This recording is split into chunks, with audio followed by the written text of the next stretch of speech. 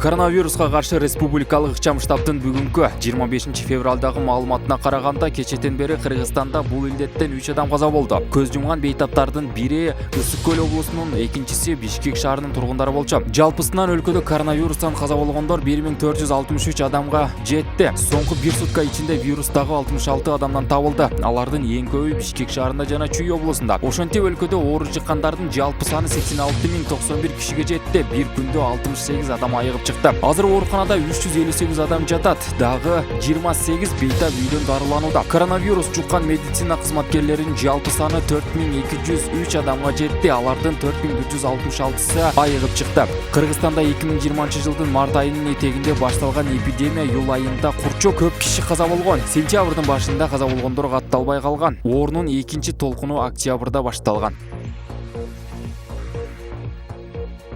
Бишкек шаарынын 1-май райондук соту 38 жаштагы Улан Назаралиевдин милициянын кыйноосуна кабылганына байланыштуу доо арызын жарым-жартылай канааттандырып, мамлекет ага 50 000 сом өлчөмүндө кенемте төлөп берилсин деген чечим чыгарды. Бул тууралуу Назаралиевдин адвокаты Сардорбек Абдухалилов кабарлаган. 2012 жылдын 6 ноябрында Жалал-Абад шаарынын ички иштер бөлүмүндө кармалып турган жарандарга карата кыйноо болгон. Тилекке каршы прокуратура органдары текшерүүдөн кийин кылмыш ишин ачуудан баш тартышкан. 2019 жылдын июль айында Бириккен Улуттар уюмунун адам укуктары боюнча комитети Улан Назаралиевдин укугу бузулуп, кыйноого кабылганы тууралуу чечим чыгарган. Бул чечимден кийин Жалал-Абадтагы адам укугун коргоочу Справедливость аттуу бейөкмөт уюмунун жардамы менен Назаралиев Бишкек шаарынын 1-май райондук прокуратурасына доо арыз менен кайрылган. Адвокаттар Назаралиевдин ден соолугуна жана психикасына милиция кызматкерлери келтирген зыяндан улам мамлекеттен 3 миллион сомдук кенемте талап кылган. Сот доо арызды жарым-жартылай канааттандырды.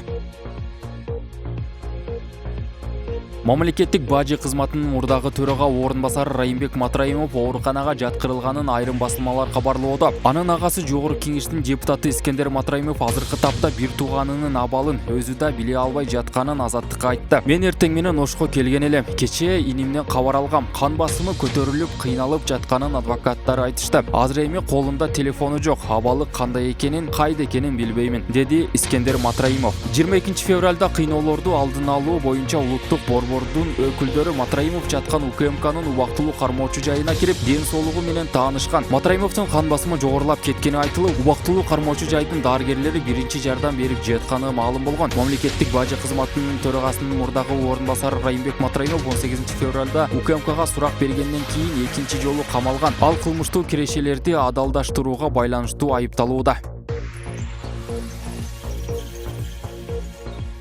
Бишкек шаарынын 1-май райондук соду кабарлар маалымат агенттигинин жетекчиси Үмүт Мукамбетованын бөгөт чарасын аныктады. Ага ылайык Мукамбетова 23 апрелге чейин үй камагына алынмай болду. Бул тууралуу 1-май райондук сотунун басма сөз кызматы кабарлады. 23 февралда улуттук коопсуздук боюнча мамлекеттик комитет өкүлдөрү маалымат агенттиктеринин биринин жетекчиси 84 000 сом акча алып жаткан жеринен кармалганын кабарлаган. Мекеме агенттигинин жетекчиси жаза кодексинин 203 беренеси менен шектелип жатканы маалымдалган. Маалыматта кармалган айым агенттик сайтындагы видео тасманы алып салуу үчүн акча талап кылган. Тасмада мас абалында автоону айдап бара жаткан адамды жол кыймылынын коопсуздугун көзөмөлдөө кызматкерлери кармап, административдик айыпка тартуу учуру тартылган деп жазылган.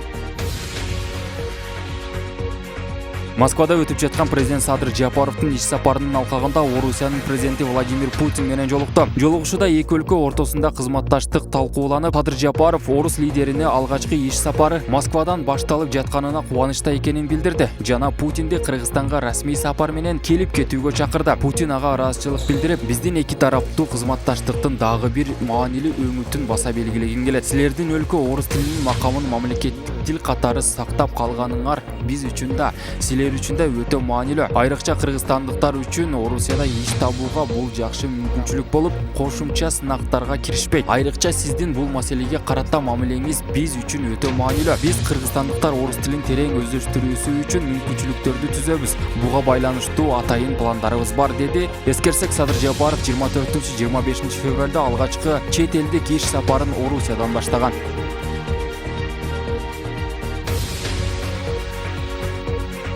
Орусиянын федералдык миграция кызматынын кара тизмесине кирип калган кыргызстандык мигранттарды андан чыгаруу жана айыппул сыяктуу же башка административдик чараларга алмаштыруу боюнча эки тараптуу сүйлөшүүлөр улантылат. Бул тууралуу президент Садыр Жапаров 24-февралда Орусиядагы иш сапарынын алкагында Москва мекендештер менен жолугушуусу учурунда айтты. Садыр Жапаров жолугушууга катышкан кыргызстандыктарды ошол өлкөнүн мыйзамдарын жана эрежелерин так сактоого чакырды. Эки мамлекет ортосундагы авиа каттамдар көбөйтүү боюнча иш жүрүп жатканын, жакын арада маселе оңунан чечилерине үмүт бар экенин айтты. Орусиядагы кыргызстандык мигранттарды социалдык жактан коргоо жана медициналык тейлөө маселелерине токтолуп, Жапаров буга чейин жетишилген натыйжага карабастан медициналык камсыздандыруу көйгөйү чечүүнү талап кылып жатканын белгиледи. Президент диаспора өкүлдөрүнө Кыргызстанга көрсөтүп жаткан жардамы үчүн ыраазычылык айтты. Жапаров Орусияга иш сапары менен 24-февралда барды. Өлкө жетекчилиги менен бир катар жолугушуулар өтүп, Орусиянын миграциялык мыйзамдарын бузганы үчүн кара тизмеге кирген кыргызстандыктардын саны 2020-жылы 60 миң,